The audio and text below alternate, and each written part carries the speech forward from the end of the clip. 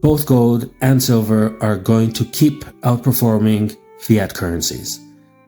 I recently looked over the past 10 years of my own expenses. Just day-to-day expenses, not on anything like gold and silver or stocks, just things like gas, groceries, housing, regular expenses that I need to make just to live. And I noticed that my own inflation rate, just doing rough back-of-the-napkin calculations, is roughly 6 to 7% a year on average. Now, I looked at the official CPI inflation rate, published here by the government of Canada. In your country, your local government probably publishes a CPI number as well. Here they tell us that CPI is about 2 to 3% a year. That's what the Canadian government is telling us. So why is the government telling us that the CPI is 2 to 3%, but I'm noticing 6 to 7%?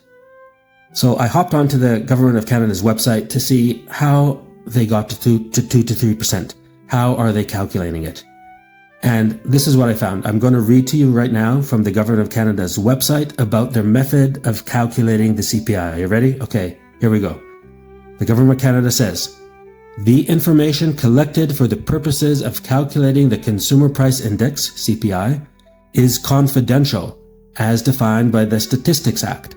Thus, Statistics Canada, which is the Government of Canada, is prohibited by law from releasing any data that would divulge information obtained under the Statistics Act that relates to any identifiable person, business, or organization without the prior knowledge or the consent in writing of that person, business, or organization, and it goes on and on and on.